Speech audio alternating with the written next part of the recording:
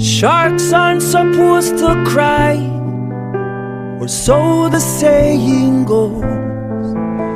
If tears fell from a shark eye, how would you ever know? Welcome everybody to TruExact Show. Shark Week 2021 is continuing, and this next guest we got, he is the first person I reached out to last year actually. We finally got him on a year later. Dr. David Shiffman, how you doing, man? I'm doing great. Happy to be here. No, we are very happy to have you. Now, first thing before we get into some questions about like how, you know, some shark behavior, things like that, marine biology, talk about your upbringing, how you got into sharks or marine biology in general. What made you veer that way into your profession? Sure. So I grew up pretty far from the ocean, actually, in Pittsburgh. And actually a lot of marine biologists that I know are sort of from the Midwesty areas. There's something about the magic of the ocean when you're not around it all the time. It's sort of a distant thing. But I feel like most kids go through a shark thing or a dinosaur thing. And I actually had both of those. But I've wanted to do this as long as my family can remember. There are pictures of me as a toddler with shark toys and shark t-shirts. And my parents have always been very supportive, though I think they thought I was going to grow out of this eventually, and I never have. No, but that's cool because when you grow up next to the ocean, you kind of take it for granted. We only live 30 minutes away here in New Jersey, so you know it makes sense because our first experience was dirty Jersey water and needles floating up on the shore. Whoa. Don't trash the Jersey Shore. It's not as bad. Listen, it's not as bad as people say it is. You know, it just gets a My mom's from Bayonne, and my grandfather was actually one of the first scuba divers and used to work for the Bayonne police, helping to find bodies with cement shoes attached. So I grew up hearing stories of New Jersey waters. That didn't help my point at all. There may not be needles, but there's a lot of dead bodies floating around. No, that's cool though. So in Pittsburgh, obviously, was that like very popular? Was there any courses around you to take, or was it like all self-taught? Well, I went to a zoo camp at the Pittsburgh Zoo, like all the cool kids did, of course. And the Pittsburgh Zoo had a small, it's since expanded, but at the time it was a small aquarium sort of annex that had a shark tank. And my parents used to be able to park me there, and they would just be entranced by it for hours. But then I later went to marine biology camp in the Florida Keys in middle school and high school. So there wasn't much in terms of just regular school classes, but summer programs, and I read all the books I could get my hand on, and I watched SHARKWEEK back when it used to be not terrible. No, we're going to touch on that, trust me. I have some questions, because I agree with you on that. But go on, Brian. Yeah, let me ask this real quick. Now, you had mentioned, like you said, all kids go through like I like a super predator phase, you know, when you're a little kid, T-Rex, great white shark, lions, tigers, whatever it is. What specifically about sharks like attracted you? What drew you in? Yeah, even now, at this point, I've seen thousands of sharks all over the world. Every time I see one, I still feel the same way I did the first time I saw one when I was a little kid. It's just awe. It's indescribable. You're looking at something that hundreds of millions of years ago basically looked exactly the same because it hasn't needed to change because it's perfect. And they're just so powerful, and they're so graceful, and they're so athletic, and I just get a real sense of awe every time I see one. That hasn't gone away. Kind of like me, except when I see buffalo wings. Yeah. Oh, you're making me hungry. Now, there was a guy, I was in San Diego 2 years ago, and it's funny because I got an Uber, and my Uber driver ended up being a wildlife photographer, specifically great white sharks. Oh, cool. Yeah, and I just had a conversation with him on the 20-minute ride we had, and just like going back and forth with him, I mean, this guy was doing free diving with great white sharks. Like, he photographed them in cages and stuff like that. He actually, he had a boat where he chartered that he took out people for day trips to go see the great whites, let them get in the cage with them and everything like that. But have you ever done anything like that as far as like swimming with like, I mean, obviously smaller sharks, but like anything on like a grand scale like that, like the big ones? Yeah, I did get to go cage diving with great white sharks in South Africa. And that's something I'd always wanted to do. I saw it on TV when I was little. And you always wonder if you build up something like that up in your head too much that it's not going to live up to the hype. It really did. It was awesome. It was so great. And this has happened. I've gotten really lucky with experiences like this, not just being able to do it at all, but whenever you go on a wildlife viewing trip, you might not see wildlife. Yeah. And they didn't even get halfway through their speech of, no, we're not promising that you're actually going to see any great whites. They're a rare animal. The numbers are going down. You're lucky if we see a fin off in the distance. Before they didn't even get halfway through that speech before a 14-footer started hanging out right by the boat, and it was incredible. What is it like to get in the water with a creature that size? It really it puts into perspective our own fragility. There's that quote about how when you enter the wilderness, you enter the food chain and not always at the top. Humans are not used to thinking about ourselves as prey. Yeah. We're used to being we're used to we virtually have nothing to fear, minus like a rogue bear like coming out of nowhere and just starting to rip you apart, you know? Yeah, a 14-foot great white shark is an animal that you could not defeat in battle if it came to it.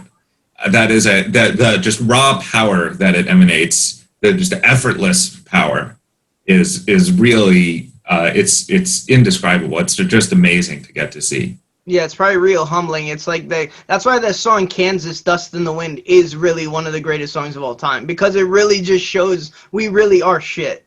Like, we're just like, eventually, like, old photos, old memories, they're gone, and eventually no one will be here to remember them unless you're like, I don't know, Babe Ruth or something, which is 100 years later. But I'd rather, I don't know why I thought of Babe Ruth out of anybody possible. Babe Ruth, No, so David, can I call you David, or are we good? Sure. All right, awesome. It'd be great if you were like, absolutely not, and then just hung up. Horrible. I'm sure you've had some crazy guests over the years. No, but I do have to say, we've actually like one or two. You're right. We have had on about 4 or 5 shark experts last year, and we've kept in touch with a couple of them. And it's a cutthroat business, but everybody. Because I usually ask off the air who's cutthroat, who's assholes, people you wouldn't. Everybody had nice things to say about you. Honestly. Oh, that's nice to hear. They did, yeah. There are certainly some trouble individuals in the field, and I'm lucky that I'm at a point in my career now where I don't need to worry about them. Right. I can just do my own thing. When you got into the business, like, did you know it was that cutthroat, or were you like going in like, happy-go-lucky, and then like someone dirted you, and you were just like, wait, what's going on here? I thought we were on the same team trying to help sharks, things like that. Were you ever witness to that? I'm lucky that I have always sort of been in the know about things like that. I don't know if it's lucky to just always know that there are monsters in your midst, but it does allow you to protect yourself a little. So I was jaded is the wrong word, but I always had my guard up, particularly around some people in particular. And that's helped me avoid any trouble, but certainly I know people who have been done dirty, and it's no good. I mean, life's too short. We're doing this job because we think it's important and we think it's rewarding. No one's getting rich off this. Mm-hmm. And there's some people that are just not nice, and there's enough else that I have to worry about in my day that I would like to not have to worry about my coworkers trying to sabotage me. Right. You got to worry about a shark biting your hand off, not a human backstabbing you. Yeah. For the most part. That's really cool. So when it comes to one thing I want to touch on, because I saw you tweet about it yesterday. I want to give you a chance to defend yourself about something you tweeted yesterday about finning, and you were like, people were getting on you about it. Oh, jeez. Yes. Yeah, if you want to defend yourself, you take the platform here. Yeah, so Twitter is a weird place. The worst place in the world. It is an incredibly powerful tool for scientists and public educators to reach previously unheard of audiences. With my Twitter following nowadays, and for your listeners, if you're interested, I'm at Why Sharks Matter on Twitter, Facebook, and Instagram. But with my Twitter following nowadays, if I tweet about what I had for lunch, it reaches more people than went to my high school. And more people follow me on Twitter than live in the town where I was born.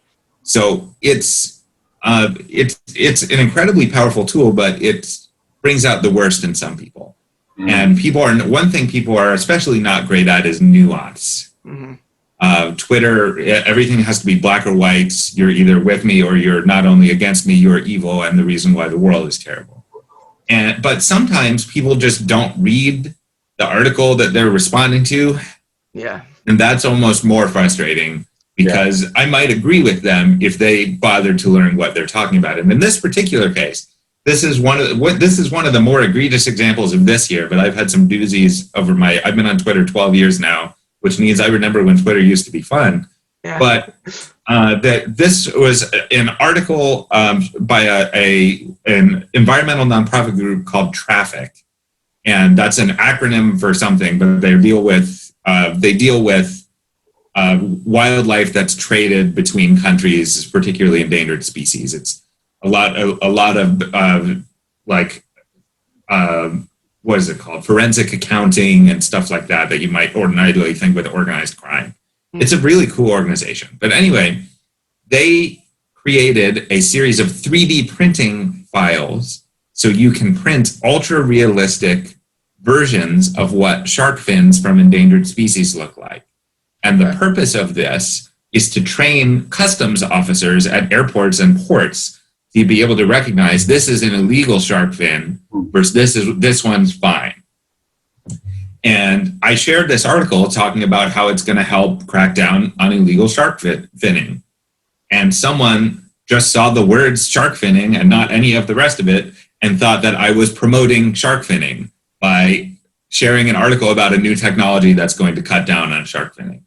It's the most ridiculous. That's a frustrating example, but not an especially entertaining one. So I'll give you an entertaining one. A few years ago, my PhD lab won a community grant from Wells Fargo for our work trying to just speak in local schools about ocean conservation and marine biology and stuff like that. Wells Fargo is not a science funding organization. They cared that we were doing community education. And someone saw that I was doing this and yelled at me for selling sharks to a bank. What? This sort of crap happens. I can't remember the last time I went 2 weeks without something like that, but I have had a lot of wonderful experiences on Twitter. Right. But there are some humdingers. Let me ask you a question, see if you kind of share the same opinion about this. This is kind of my take on Twitter and all social media, and I feel like it kind of feeds into exactly what you're talking about. Do you remember, of course, like let's say 15 years ago, right? When a lot of this stuff really wasn't around, it was kind of in its infancy. All we really had was obviously the internet, but we had print media, magazines, news articles, things like that. Now that is something that somebody would research a topic, they would digest the information, they would be able to think about it, they create a first draft of an article, they're able to review it, have other people review it, then put it out. It's not like it's a thought right away. Yeah. The problem I feel with social media, like we don't have to go into this all the way, but the problem I feel with social media is now like everything is gut reaction. And think about how many times you've had a gut reaction to something and turned out to be wrong. Yeah, and when you learned a little more. Yeah, you research something, you say, oh shit, I probably shouldn't have said that. I think I was wrong.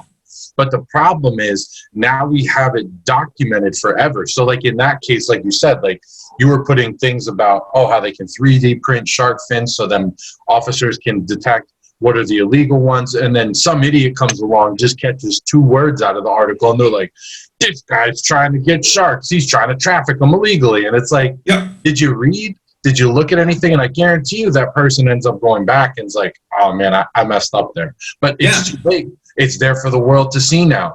And then with the narrow-minded focus we have today, now everybody just focuses on that one little statement you made. They don't care about if you said sorry, you researched, you did this, you did that.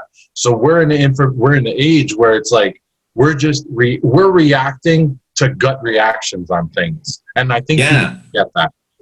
And Twitter also lends itself to a particularly weird form of communication that did not used to exist, which is a reaction to a reaction to a reaction to a reaction to a reaction. So I might log on a particular day and see that like all of my ecologist friends are really upset about something. And it's going to take me 20 minutes to figure out what it is. But they're all mad. Clearly something happened, but no one's talking about what it is. They're talking about a reaction to a reaction to a reaction to a reaction to what happened. And it's bizarre. And it's good that this sort of communication has elevated a lot of concerns that previously maybe were not newsworthy enough to make the New York Times or the Washington Post. So that can be good. But also there's a lot of nonsense that gets spread. And not only active misinformation, which is a lot of the stuff that I do in environmental science world, but just stuff that doesn't matter. Like, why are you wasting my brain cells worrying about this? No, I agree with you. Like something, you'll look at what's trending and it'll be like Kim Kardashian drinks black coffee, and you're like, why do I care? Like how upset? Like how? Somewhere. No, that's what I'm saying. Like there's 39,000 people tweeting about it, and it's like, how insignificant is your life at this moment that you actually give a fuck about this? I'm sorry, like I don't mean to bash Kim K, but like I get what you're saying, man. It's like, why are we doing this? Especially, a lot of this has also been made worse by just sort of everyone having the worst year of their life this past year. Right. So everyone's fuses are a little short. Everyone's has a lot of pent up energy they're trying to burn off. No one's giving each other the benefit of the doubt anymore. It's a challenging time to be a conservation science educator when I'm trying to focus on nuance. Yeah, you would think after the year that literally everyone in the world went through, it would have united us in some way. But it literally gave us more time to rip each other apart. Like, it makes no sense. Yeah.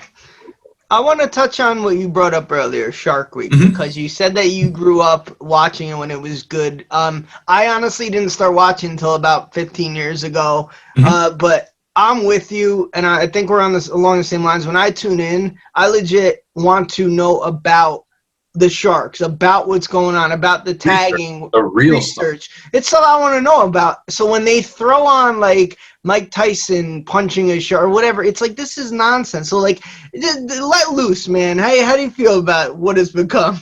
Yeah, it's not good. To put it mildly, if you're bored later, Google my name and Shark Week and see some of the rants that have come up over the years. My first ever national TV interview was with Jake Tapper on CNN about this, and we had to restart the interview 7 times because apparently you're not allowed to say fuck on CNN, even if Shark Week is really bad. Well, you can say fuck here.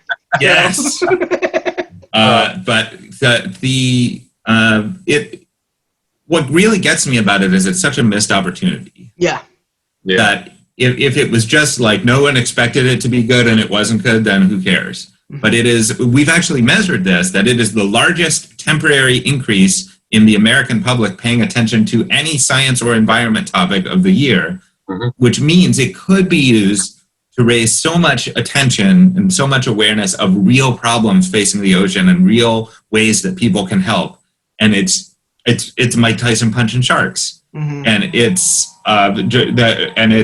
celebrities who say they're afraid of sharks and then go scuba diving with sharks, and now they're going to go on to be shark conservation ambassadors and get mysteriously in 30 years of this that's never once happened. It's people who are clueless idiots saying, I am on this Shark Week expedition to find the answer to this question. Scientists answered that question in 1972. And if you had talked to an actual expert, they would have told you that, and you could have stopped wasting everybody's time. Right. It's my white whale. Every year, I live tweet it, fact checks and commentary in real time, and they are Vox, the internet news site, collected some of my tweets from throughout the week, and the article is entitled "Watch as Shark Week drives this scientist insane." But on Sunday night, the opening, we're like, well, this isn't great, and by the end, it's just like expletives. Yeah. but it's them being tone deaf. Yes. That's what it is, because they think that, we need to throw celebrities on to get the viewership. They're tone deaf. You don't need to. We've interviewed 70 people on this show, and it's from actors to battle rappers, and they all would watch Shark Week. They don't need Mike Tyson on there. So like, it's just, they could get the best of both worlds. They could get the ratings up, because I would love to know, is that Mike Tyson's show is higher rated as like Schman versus or whatever you want to call it, it's probably the same or less. You know. So the over the years, at least the last 10 years when I've been tracking this, the one thing that predicts ratings is when in the week it airs.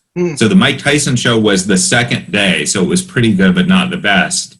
But they always put their really good stuff on Friday or Saturday night at the end of the week. Yeah. And no one's watching at that point. Like I might be the only human in the world who watches all 28 episodes of it every year because I track the content of it for a research project. Yeah.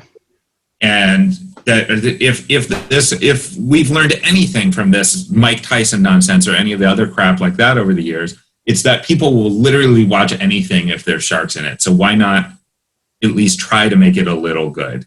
Yeah. No, I'm with you. And my favorite episodes are the ones where, like, you have people like you, researchers, like explaining the jaw mass of something with the skeletons. Like, to me, that isn't that awesome? Yeah. I want to know if I'm in the ocean, who I need in front of me so they get killed first. Yeah, I need to know that. I don't need to know. They had an especially goofy show a few years back of could Michael Phelps, the Olympic gold medalist swimmer, could he outswim a shark? And when they announced that, I just said, no, he can't. Show over. And sure enough, he couldn't. But the old joke in scuba diving circles is you don't need to outswim the shark. You just need to outswim your dive buddy. Right. But when that Michael Phelps Outswim a Shark special aired, I was living in Vancouver in British Columbia, and they have a great aquarium there, and they have a shark called a zebra shark, and zebra sharks are spotted, not striped. I'm never entirely clear on why that is. Some people say it's they're striped when they're babies, but anyway, there's this. They don't move. Like, this is an animal that just sits under a rock all day. They're beautiful, but it doesn't move. And I said, just to be a sarcastic jackass, that I would get in a swim race with this zebra shark if the Vancouver Aquarium would let me. And it just sits under a rock for like 2 weeks at a time. I'm pretty sure I could beat that in a race, but no. Yeah, these shows they're just such a wasted opportunity because they attract an audience that science educators can only dream of. And then they fill people's heads with just made up crap. And there are things that everyone knows about sharks. When I give my public education talks at museums and schools and stuff like that, I don't have to start with, here is what a shark is, because everyone knows what a shark is. Mm-hmm. But a lot of what you know is wrong because of things like Shark Week. Have you ever heard something like, sharks can smell a drop of blood from a mile away? Yeah. No, they can't. That's not how smell works. When you're smelling something, tiny particles of that something are physically interacting with chemoreceptors in your nose. So remember that next time you smell something gross, and you'll think twice about inviting me on. But so sharks have an incredibly powerful sense of smell, but no, you can't smell a drop of something a mile away. That's not physically possible according to the laws of nature.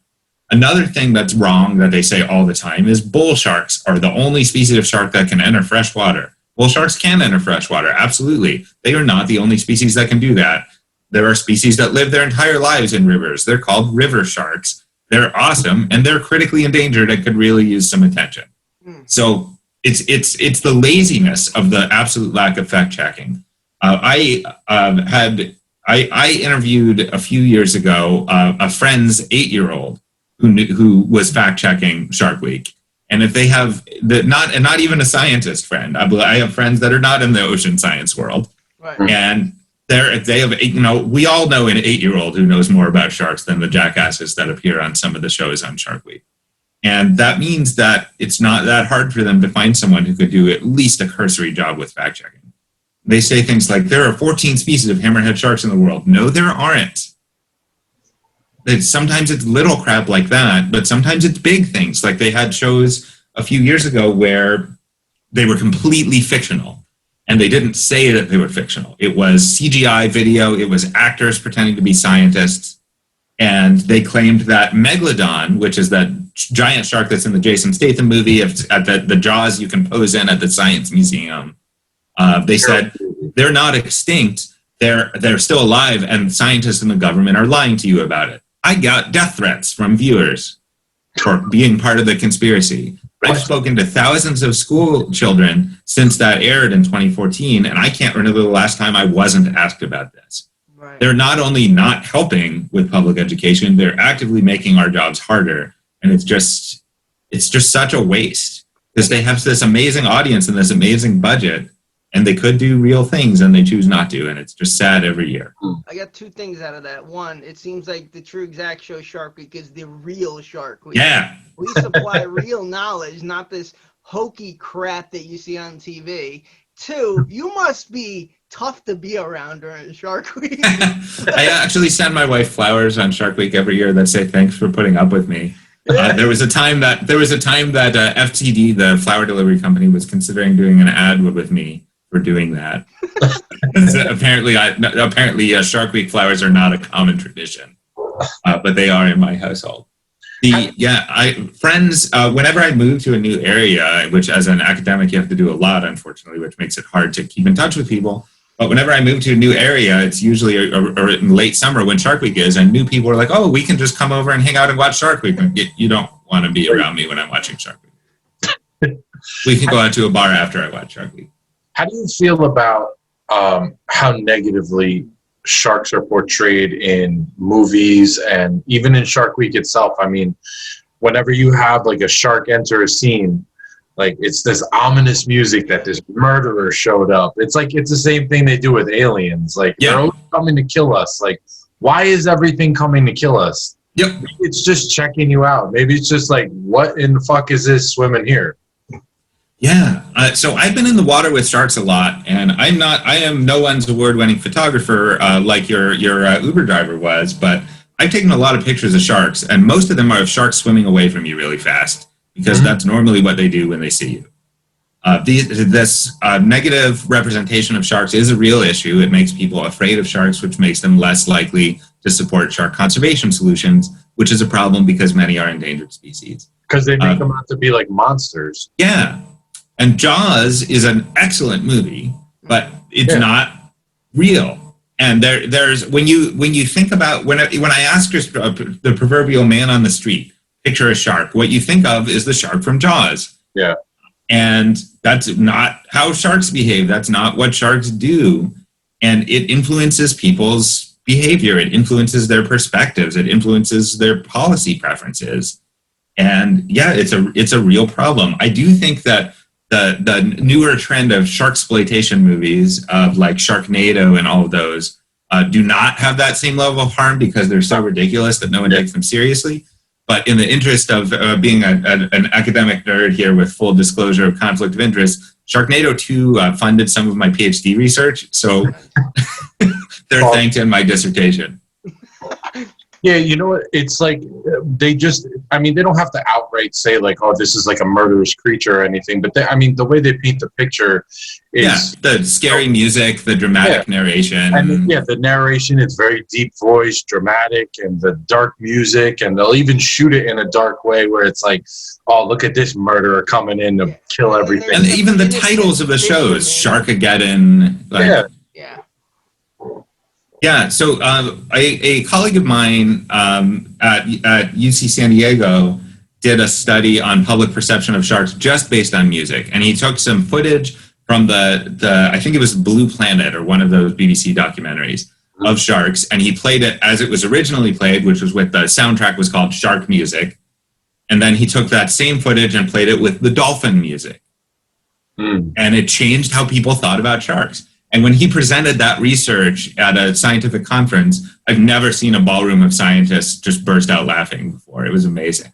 They showed, all right, we've all seen this clip of the sharks feeding with the scary music. Now we're going to play the same clip with the dolphin soundtrack from the same show, and just with coffee out noses laughing in the whole room. It makes sense, though, because that's what you could do that with basically anything. And it really makes you second guess every single bit of information that you take in, especially unless it's from a book, but I feel like books are a little bit more, depending on who wrote them, are a little more accurate. But like the way movies are made, the way TV shows are made, it's made to point you in the direction. And that's always something that I've never liked, is like, if I watch something, especially if it's like an informational type thing, You just want to know what happened, not how you're supposed to feel about it.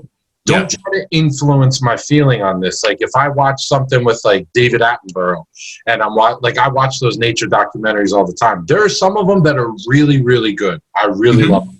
Then there are some that I can't watch. I have to turn off because I'm like, I don't like the direction they're pushing me in. Like you want me to think that this is a negative thing or this is a bad thing when it's not necessarily the truth. Do you know who Manny Puig is? No, that name sounds familiar, but from Wild Boys, he was with the Jackass. Oh yeah.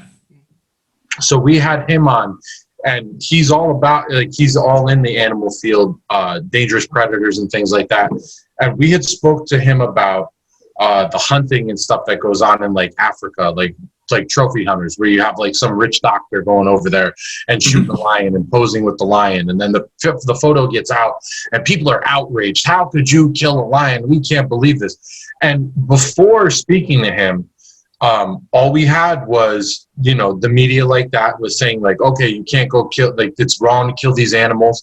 The documentaries that are like, oh, look how sick these people are. And of course, there are people out there that are fucked up. There are 100%.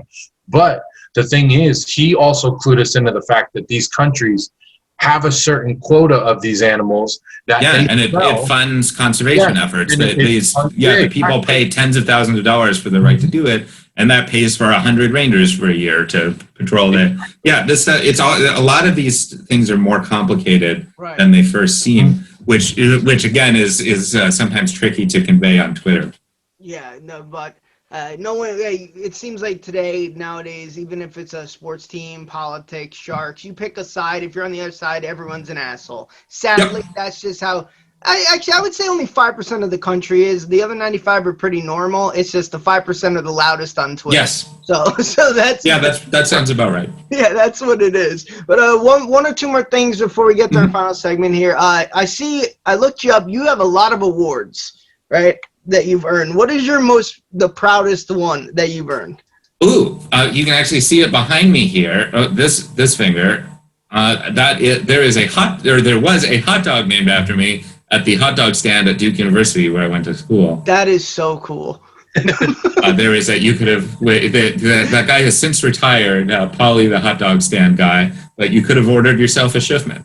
That is such a guy thing because that's what I would be most proud of. Isn't that great? Well. I mean, like anyone can win these other awards, but they get only previously named hot dogs after basketball players. Yeah, we used to have a similar thing like that here. There are these things called the grease trucks over by Rutgers University, and they had these fat sandwiches, right? Like it would be like a cheesesteak.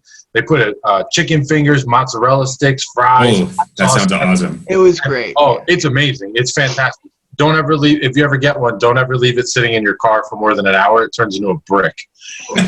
All the grease. But what they had was if you ate 2 of them, you could then name the sandwich for your own.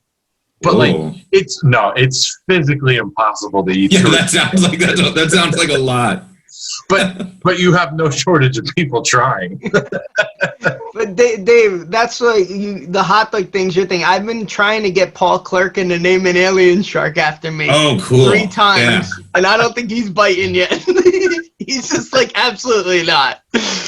No, but that's cool. All right, man. Let us know. We could get to our final segment here. Let us know what you got coming up. I know you're going to be in Miami with Catherine McDonald. So, where can we catch you? Some YouTube videos you want our guests to look at?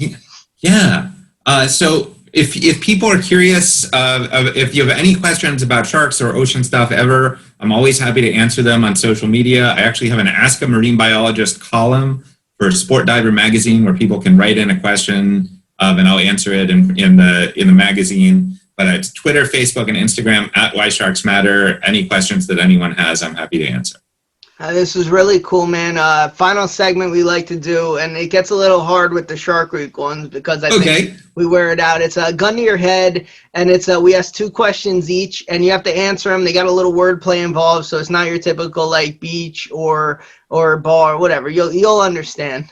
Okay, I'm intrigued. Yeah. So I'll go first, and you have to pick a winner at the end too. Okay. So you have to pick your favorite question at the end. So I'll go first. For 1 year, you have to live in Miami, or you could only listen to Will Smith's song "Miami." Live in Miami. Oh, all I right. went with the Will Smith song. That song is now going to be stuck in my head for a whole year. Brian? Fantastic song. All right. Would you rather get a tramp stamp or give up your career to be a mailman? Ooh, that's a tricky one. I guess I have to. I love my job. I gotta go with. I can't give it up. Yeah. You could get a shark right on the back. Yeah. Yeah, people already do whale tails, right? Exactly. Just change the tail morphology a little. All right, so this is going to show if you're selfish or not. Now, you could have world peace, but in exchange, you could only eat peas the rest of your life. Oh, jeez. Apparently, when I was a little kid, I used to call them the evil little green balls, and my parents still tease me about that. Oh, I just like food too much. Other people are going to have to figure it out another way. I like that answer because I would have agreed. You know, who are you? Like, who are you to sacrifice yourself for just peas? You know, let someone else eat peas. Go on, Brian. Last one.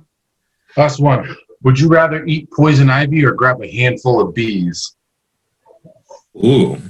I did eat poison ivy once accidentally, and it was not great, but it wasn't as awful as you might fear. And whereas a handful of bees sounds like a potential to be really, really, really bad. So I'll go with poison ivy again. Like, that's a couple unpleasant days rather than. What? Hold on. What happened? First off, how did you eat poison ivy? It got in on a camping trip. It got in the food. Oh. How scared were you when you found out you did? Like the first. The whole group did. So at least I had other people to suffer with me. Yeah, that's great. All right, your favorite question. Oh, I think peas are world peace. That's a good victory for me. I'm okay with that. That's a solid when that much competition is around. Hey, David, thank you very much for coming on, man. This was awesome. Absolutely. Thanks for having me.